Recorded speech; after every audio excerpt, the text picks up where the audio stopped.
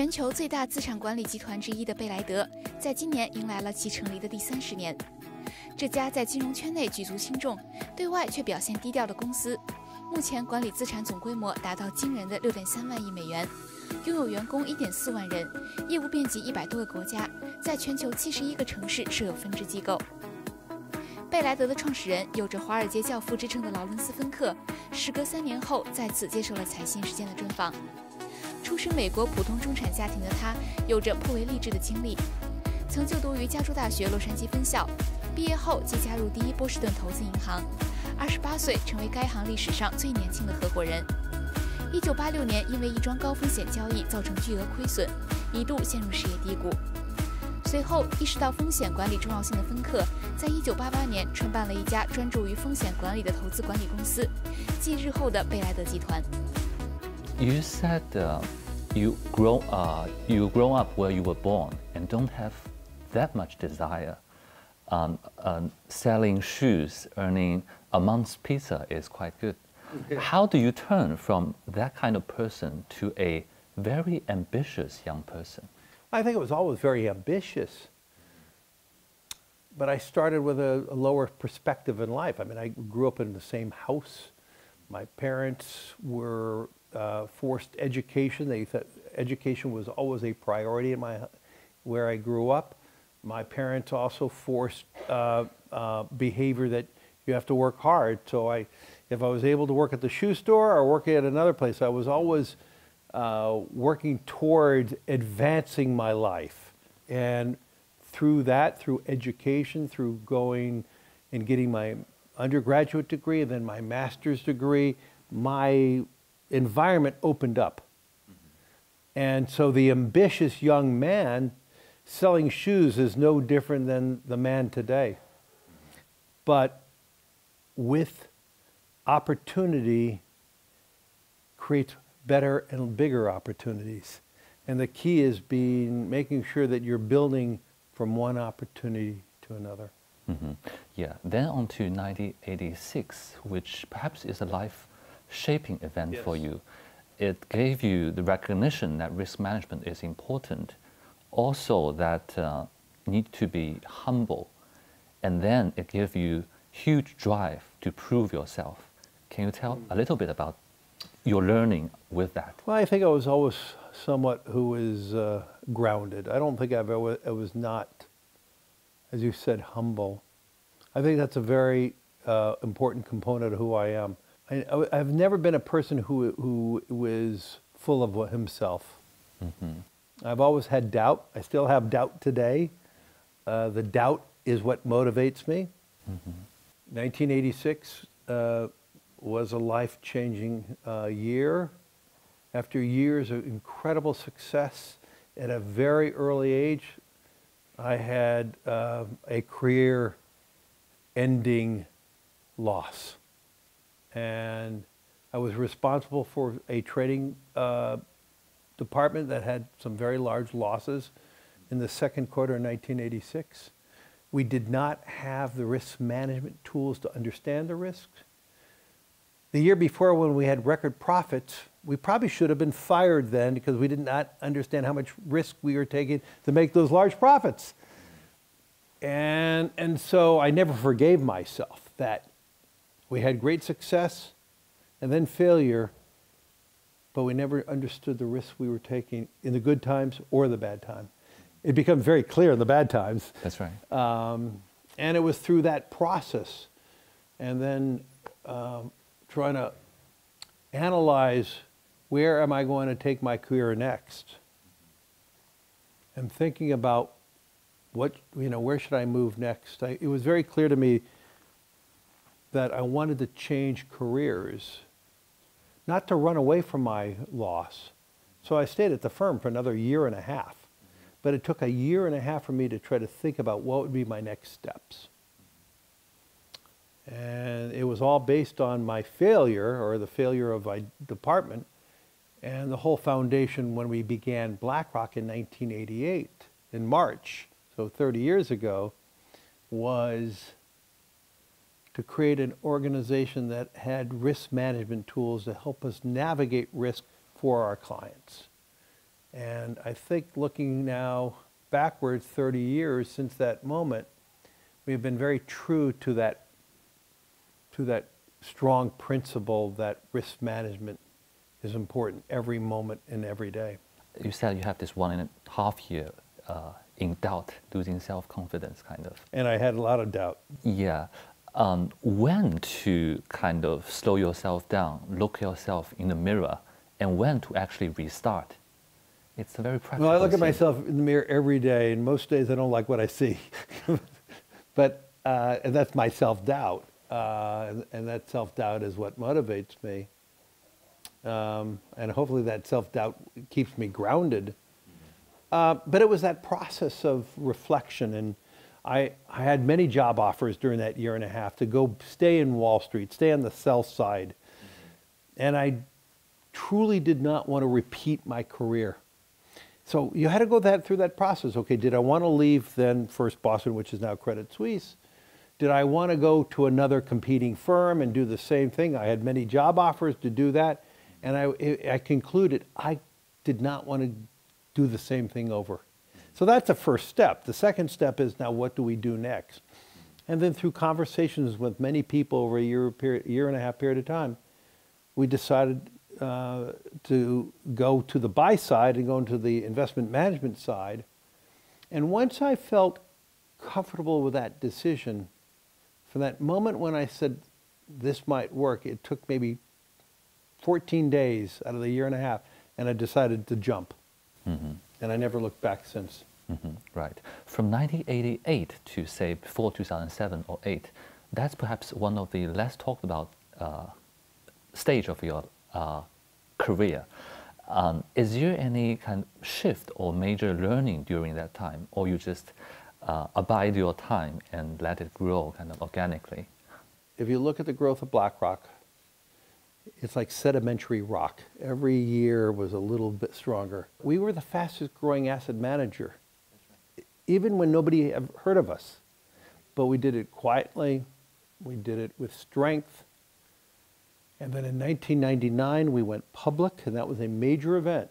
So we went public, and then beginning in 2004, we used our public stock to buy other companies. And then in 2006, when we acquired Merrill Lynch Investment Management, that's when we became much more public, because we became a $1 trillion asset management company. So I think the second largest asset manager then, with $1 trillion.贝莱德集团真正意义上的名声大噪，源于2008年金融危机期间，帮助众多银行和金融机构进行风险资产处置的壮举。依托其研发的风险分析管理系统，贝莱德为包括摩根大通、摩根斯坦利、AIG 在内的金融巨头提供风险管理服务。美国财政部和美联储等政府机构也就救市计划咨询芬克的建议。芬克本人也一度被视为拯救华尔街、聆听众人告解的神父。2009年，众人依旧深陷于金融危机的恐慌之中，而贝莱德却斥135亿美元巨资收购巴克莱银行旗下的国际投资管理公司，令全球为之侧目。Then during the financial crisis, that's when BlackRock's name became much larger because of our risk management, where we were asked by the Federal Reserve 10 years ago in March to help them with Bear Stearns. In September 2008, we were asked by the Federal Reserve and the Secretary of the Treasury to help them on AIG. And then over the course of the next few years, we were asked by the Dutch government on ABN AMRO and ING, the Swiss National Bank on UBS, Her Majesty's Treasury on Royal Bank of Scotland. And so we were being engaged with more and more different assignments on risk management. And then in 2009, we had the opportunity to buy BGI. And that then rocketed the firm to $2.7 trillion. Mm-hmm. What would you say are the key reasons that you coming through the crisis unscathed, unlike many Wall Street firms, and being able to do this BGI big deal and then advise the governments? Well, I think it was years of building the organization and building a consistent risk management platform. And importantly, even in 1994, General Electric asked BlackRock to help them in the liquidation of Kidder Peabody. So behind the scenes, we were doing more and more and more. And we were not a public, well-known company, but privately more and more people started to get to know us. But I don't want to suggest we didn't have our problems during the financial crisis. During the financial crisis, we all saw problems, and we all had problems, and BlackRock had our problems too. We had less problems, obviously, than the large investment banks and banks. But I do believe what differentiated us clearly was the strong platform of risk management.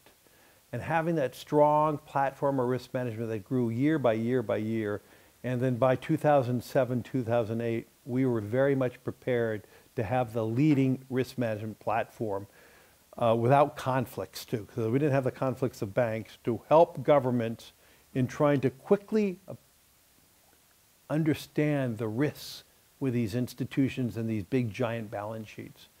And then BGI was a client of BlackRock's. They were using our risk management system. And then when we heard that they may be available for sale, I was very aggressive in having conversations with the management team of Barclays. And over a course of a 60, 90-day period of time, we were granted an exclusive to buy all of BGI. And because of the work we were doing with governments, it gave me a perspective that was very unique. The perspective was because we were working with all the governments, we saw the strength of every government to fix the problem. And so I had confidence that the governments worldwide were going to fix the financial crisis. And so that gave me the confidence in 2009 when many people doubted, is this the end of the financial crisis? And I believed by March of 2009 that the worst of the crisis was going to be behind us. And that gave us the ability and the strength to make a very large bid and pay over $13 billion in the height of the financial crisis to buy this institution. We had confidence by working with all the finance ministers worldwide, the governors of central banks, seeing how committed they were to stabilize the world. That gave me the confidence that we can make an acquisition here and it'll be good for the BlackRock shareholder. 金融领域多年起伏的从业经历，让芬克认识到投资和规划未来的重要性。在不久前发表的2018年致股东信中，他既表示，市场以及媒体过于关注瞬息价格动向的短视倾向，引发了投资者的恐惧，让他们难以做出明智的投资决策。他认为，投资不仅仅是为了明天，而是为了今后数十年的每一个明天。贝莱德始终强调长远投资的价值，倡导人们持续投资，以创造更有保障的财务未来。The letter, which generated a lot of attention earlier this year, you talked about this business having purpose. The paragraph about purpose is just one component of my letter that I sent out, and this is the 6th year I sent out a letter. The common themes about all the letters is about long-termism. I think society has lost sight of long-termism. I think the utilization of emails and the intranet and gaming, we have lost focus on what are the objectives of life? What are the objectives of company? And we need to step back, and for corporations to have sustainable earnings over a long period of time, it's not just about profits. Profits occur because of the position of a company. And the best companies, the great companies, are companies that not only have a sustainable product, and through the sustainability of the product have sustainable earnings, but great companies also have a strong purpose. A strong purpose is what connects their employees. And if you have employees that are connected to the organization's purpose, the unifying of all the employees will create much greater connectivity with clients. And if clients agree and believe in the company's purpose, we believe the clients will then do more business with that company. And then importantly, as companies become more global,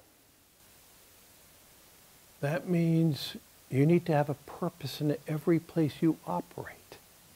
You can't just be a U.S. company trying to do business in China. You can't be a Chinese company trying to do business in the United States. In every community in which you operate, you need to find a connectivity with the community in which you operate, with the clients. So if you could develop a purpose in the community in which you operate, it will then create a better identity for the company. It'll create better connectivity with the clients, better connectivity with government, better connectivity with the entire community. So what I say in my letter, if you are operating in Italy, you must be Italian.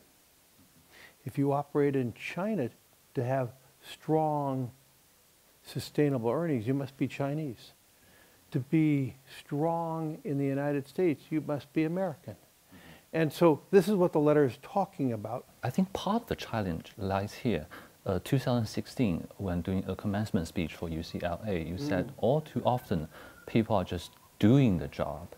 Yes. I think people, also individuals, many individuals are kind of mired or swamped by all the things happening, living conditions, things like that. Yes. How can they actually step out and thinking about this bigger purpose?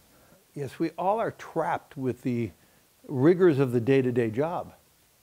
But if you don't pause and understand why what you're doing in that job, then it's only going to be a job. It's not, and then you don't feel connected with the job.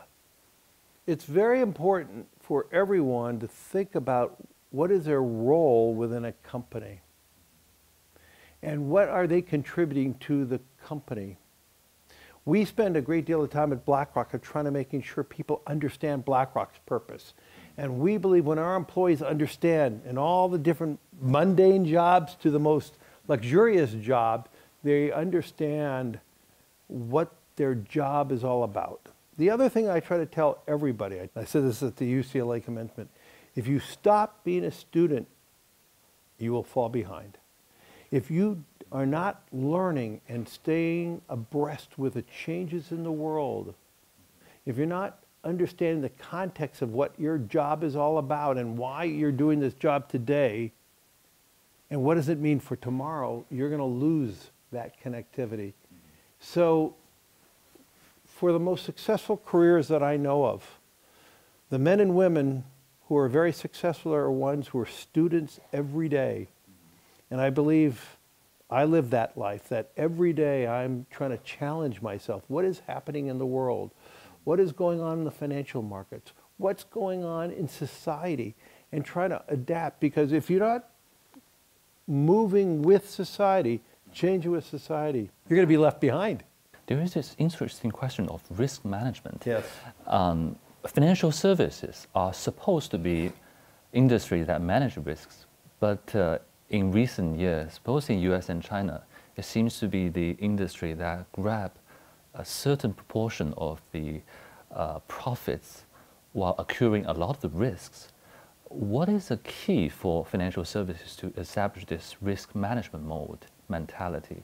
Is that mainly mentality or capability issues, or what's the key there? Really culture. Risk management has to be part of the culture of an organization. I think the problem you see is not the lack of culture. Many organizations, many people want to get rich quick. That's right. That's not sustainable. That's not sustainable. You may have one good success, but how many failures are you going to have? The most successful business leaders in the world have had failures in their career, maybe multiple failures. but they build from those failures. They grow from those failures. Probably the most important thing at BlackRock is risk management is a component of our culture. We talk about it openly. We talk about it every day, that our job is to be providing a risk-adjusted return for our clients. We have one technology platform globally, worldwide, and we embrace this one technology platform so that our risk is connected and understood worldwide. As I said, some companies are more interested in getting rich quickly. That's not a sustainable model. I don't know anybody who's gotten rich quickly who has been able to do it repeatedly. It's like professional sports. In sports, there's always that one individual who does it very well for one event. The superstars in sports are the ones who are able to perform at that very high level year after year after year. And I look at risk management in the same way. You need to create a culture in which people embody risk management. And that becomes sustainable every day, every week, every month, every year, and then year after year. And that is the difference between, I would say, great firms and good firms. I'm not trying to suggest that great firms don't make mistakes. Sometimes they do, but they do it with a knowledge of the risk, and they may have made the wrong decision. So the problem we see too often are people making mistakes, and they're not aware of those mistakes. That's what's frightening. But if you make a mistake, but you had the risk understanding, I expect the market to do X and it did Y, I was willing to take the risk and I was wrong, that's okay. I mean, when you're in the markets, you're going to make mistakes. But the key is, are you making mistakes under the parameters of the risk that you sought to take?